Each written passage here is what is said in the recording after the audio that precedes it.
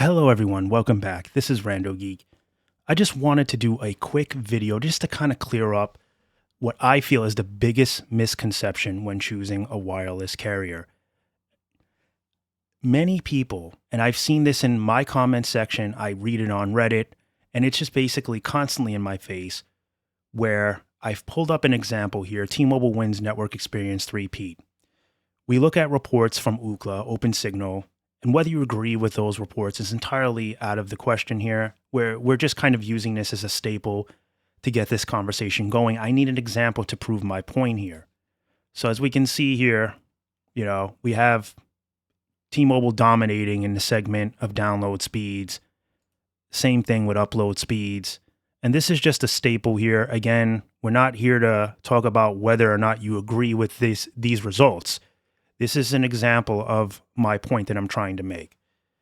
If you're someone that is trying to decide which carrier to choose, and maybe you don't know a lot about MVNOs, so you're in your world, we'll talk about MVNOs too, but maybe in your world, you're someone who's not familiar with how to choose plans accordingly, and you might find yourself overpaying based on making decisions without really thinking them through, without being educated enough.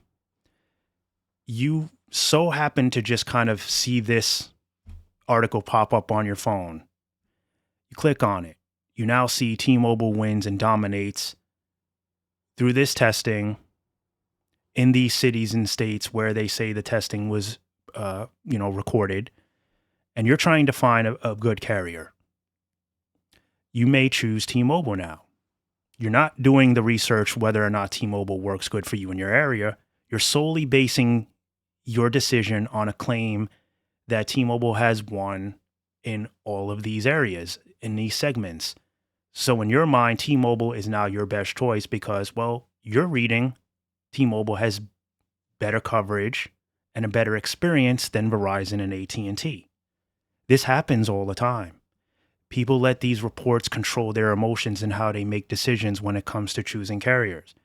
This is a misconception. That doesn't mean T-Mobile didn't win in these areas. It doesn't mean T-Mobile may have the best 5G coverage when you really break it down in more areas, more availability is what I'm saying. But we're not really talking about that. We're talking about people that look at reports, whether it's T-Mobile that gets the win, Verizon gets plenty of them. I think at&t usually will get overall reliability. They do have the more build out, should I say. They have the most coverage, if you ask me. They've been around longer. They have towers everywhere. So I think when it comes to reliability, you'll always be able to make a call with at&t. You may not get that high quality 5G network experience like with Verizon or T-Mobile, but the reliability and availability of network calling is usually going to be there. So with this being said, if I'm someone that wants to choose a carrier and I read this report and I don't do my research, I don't check to see if coverage in my area is good for T-Mobile, I could make a mistake, right? I'm here to tell you that you don't want to make that mistake. To break down whether a network is really a good choice for you, you need to first check to see if coverage is good in your area, your surrounding area, the places that you go daily, whether you work from home and never leave the house. And then when you do, you go shopping and then come back.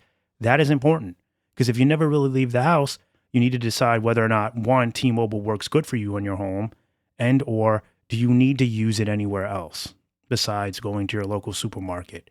So if T-Mobile works great for you within at least a 5-mile radius and you never leave that radius, you never leave that area, like almost never, then why would you maybe say pay more for Verizon if that's the case? Now, we know that there's MVNOs, and we're getting to that. But I'm talking, let's say we're stacking up T-Mobile postpaid, at&t postpaid, Verizon postpaid. You may make a decision now and see that maybe Verizon has more things in their plan, so you might actually get more value from getting their plan versus, say, T-Mobile, or vice versa. Or throw at&t in there. Maybe there's something at&t offers more for you and you feel it might be worth your money when you break down all the benefits. These are things you have to consider when choosing a network as well. So there's network quality in the areas that you'll be using the service, and then the benefits, and then of course the price. It has to fit your budget. You can't overpay for something, just because this report tells you that T-Mobile is better, or Verizon's better, or AT&T is better. You need to decide what network actually works best for you. You need to calculate whether or not you're going to use these networks outside of your area. So if a report says AT&T is top notch in Maryland, are you ever going to Maryland? Does it matter to you? If it's great in LA, are you ever going to go to LA? How often? Will it impact your life if you didn't upgrade to AT&T and you stood on T-Mobile? Would it make a difference? These are things that people don't consider. They let these reports drive their thoughts and make their decisions for them. And then sometimes you can pay way more than you need to for a plan simply because of that. Now, there are MVNO options. So you can get T-Mobile for $25. You can get Verizon for $25. You can get AT&T much cheaper now with Dark Star. And we'd have Cricket, which has some affordable plans. So there's options to get on get on the networks cheaper than we used to have. But a lot of people don't think about the MVNOs. And even then, you still need to choose the network that works best for you, because typically I find that T-Mobile MVNOs and Verizon MVNOs are a little bit cheaper than AT&T MVNOs, and you get more perks and benefits with those two carriers on those MVNO plans. That's how I see it. Of course, Dark Star is changing the game right now. You're getting some good value, but up until then, we weren't seeing too many good offerings with AT&T MVNOs. And we're not sure how long that deal will last, because AT&T may crack down on it. Again, speculation. I don't know if they will or won't. I don't know what kind of deal US Mobile has worked out with AT&T and if it's okay or not. So a lot of customers make these poor decisions when choosing networks because of reports. You have to decide and think efficiently as to whether or not this carrier doing well in this location or city or state really makes a difference in your life. If you travel frequently, or you know that you're going to be traveling to those areas more often, then maybe you want to consider the carrier based on that. But if you never leave your home, you never leave your area, then you don't need to choose a carrier based on how well it does somewhere else. And this is just, for me, common sense, but I see a lot of people that need a little guidance with that, right? They don't understand because they're so easily manipulated by what these reports tell you. And in many cases, they're designed to kind of do that. It's marketing. They want you to feel that this carrier is better or that carrier is better. I mean, we see T-Mobile brag about how much better they are than Verizon and AT&T all the time. And Verizon does it too. And AT&T used to do it. They've kind of calmed down with it because they're not as 5G focused as they were early on in the game. They're more home, the home internet and fiber now, but they're still in the game. But we see these types of claims all the time. And if you just read that report and then you see that commercial, it's just too much. You're going to choose T-Mobile just based on that. So what I'm saying is, always do your homework. Check the coverage area in your neighborhood. Decide whether or not you're going to be using carriers outside of your realm where you live, work, do all your normal things. And then, with that being said, choose the right plan for you. What's affordable? What offers the most benefits? This is how you choose a network, if you ask me.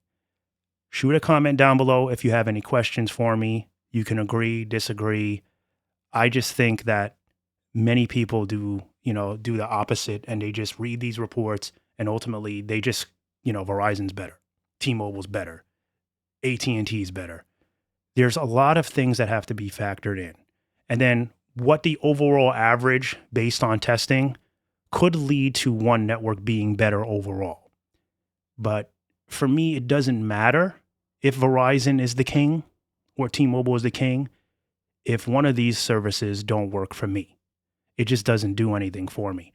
I guess, like I said, if I traveled frequently or I'm trying to help someone in another state that's in one of these areas where these networks dominate, well, then it would help, right? It would help me help them make a decision on which network they can use. Because according to all of these reports, the carrier seems to be well there. Of course, I would recommend that they check the maps, make sure that it's accurate. Maybe start with a cheaper plan just to test if they're really not sure how the network is going to perform. And then they can always upgrade to something a little bit better later down the road. But that is how I would choose a network coming into the game.